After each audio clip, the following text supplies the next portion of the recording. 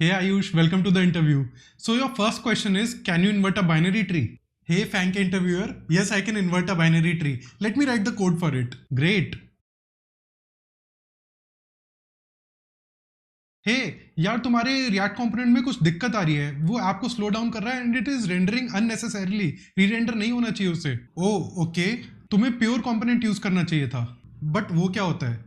यार वो ना इंटरनली शुड कंपोनेंट अपडेट को हैंडल कर लेता है एंड फिर री रेंडर्स नहीं होते. What is should component update? अरे तुम्हें ये भी नहीं पता शुड कंपोनेंट अपडेट? यार वो एक लाइफ साइकिल मेथड है. तुम्हें कम से कम कंपोनेंट डिड माउंट के बारे में तो पता है ना? नोप. तुम्हें कंपोनेंट डिड माउंट के बारे में नहीं पता, तो यार तुम्हें पता क्या है? How to invert a binary tree. तो यार मेरे हिसाब से टेक इंडस्ट्री का interview process is completely broken. इसमें डीएसए के हार्ड क्वेश्चंस पूछे जाते हैं एंड हमें ऑलरेडी पता है कि DSA is an intrinsically hard subject to understand. ये फैंग कंपनीज के लिए तो सही था क्योंकि उनको बहुत सारी एप्लीकेशंस आती हैं and they need an objective way of filtering out candidates. लेकिन प्रॉब्लम तब शुरू होती है जब स्टार्टअप्स इसे ब्लाइंडली कॉपी करने लगते हैं. आजकल के काफी सारे अर्ली स्टेज स्टार्टअप्स भी डीएसए के मीडियम हार्ड क्वेश्चंस पूछते हैं इंटरव्यू में and this is completely ridiculous. वो बस फैंग को कॉपी कर रहे हैं विदाउट रियलाइजिंग कि they are missing out on a lot of good candidates who know how to get the work done. And जितने अर्ली स्टेज स्टार्टअप्स होते हैं वो बहुत जल्दी अपने प्रोडक्ट पे इटरेट करते हैं, यानी कि चीजें बनाते भी जल्दी हैं, स्क्रैप ऑफ भी जल्दी करते हैं. तो क्योंकि उन्हें जल्दी चीजें बनानी है इसलिए they should hire people who know how to get the work done. जैसे कि फॉर एग्जांपल अगर मैं एंड्रॉइड का बताऊं तो they should hire people who know how to make custom views, जिन्हें सर्विसेज बनानी आती हो and they can create those quickly and deliver them. ये लीड कोड के क्वेश्चन से नहीं होने वाला है and this is specially unfair to experience folks. अब जो एक्सपीरियंस लोग होते हैं उन्हें हैंड्स ऑन एक्सपीरियंस होता है कि हमें आर्किटेक्चर कौन सा सिलेक्ट करना चाहिए, कौन सी लाइब्रेरीज हमें रखनी चाहिए एंड कौन से डिजाइन पैटर्न्स रखने चाहिए जो कि हमें लॉन्ग टर्म में फायदा देंगे. हम उन सारी चीज़ों को इग्नोर करके सिर्फ लीड कोड हार्ड क्वेश्चंस पे ध्यान दे रहे हैं एंड ये बहुत गलत चीज़ है because their knowledge of architecture of design is far more valuable then leet code hard questions. इसके अलावा ये जितने भी इंटरव्यूज होते हैं दीज आर ऑब्जेक्टिव. हो सकता है गिवन अ बैड डे आपको जो क्वेश्चन पूछा जाए, चाहे आपने 400 लीड कोड के क्वेश्चन कर रखे हो लेकिन उनमें से ना हो, उनमें से बिल्कुल ही अलग हो, उसका पैटर्न भी मैच ना कर रहा हो, या फिर जो क्वेश्चन होना है उस एल्गोरिदम से वो एल्गोरिदम ही आप भूल गए हो. गिवन अ बैड डे कुछ भी हो सकता है. तो इनकी ऑब्जेक्टिविटी जो है इनको बहुत खराब बनाती है.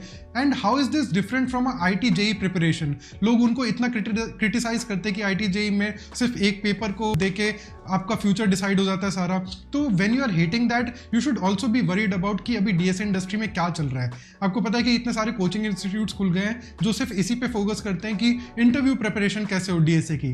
डीएसए एक रिसर्च का सब्जेक्ट है and it should not be used as a tool to crack interviews. But unfortunately आज की रियलिटी यही है and I also am guilty of that. I use DSA as a tool to crack interviews, whereas DSA is a research subject. तो अगर हम IIT JEE के लिए परेशान हैं एंड हम देख रहे हैं कि उसकी क्या हालत हो चुकी है, we should also be worried about this DSA trend. तो let me give you an example. एक कंपनी है गूगल करके, नाम तो आपने सुना ही होगा. अगर आप उसका इंटरव्यू देते हो तो आपको गूगल डॉक्स पे कोड करना पड़ता है. लाइक सीरियसली, आपने आज तक कभी गूगल डॉक्स पे कोड करा है?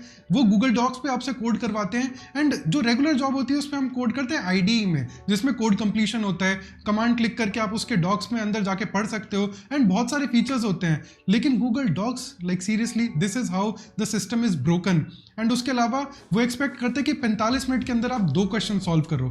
सो you are expecting me as a candidate कि मैं एक नया क्वेश्चन देखूं, उसकी अप्रोच फाइनलाइज करूं, एज केसेस देखूं, उसमें एक वर्किंग कोड आपको दूं एंड उसे ऑप्टिमाइज करूं एंड ये चीज़ दोबारा करूं for the second question and all of this in 45 minutes. यार मेरे को क्वेश्चन सोचने में, समझने में मेरे को 20 मिनट लग जाते हैं, एक अप्रोच फाइनलाइज करने में. मैं क्वेश्चन सॉल्व कर ही नहीं सकता 45 मिनट के टाइम पीरियड में.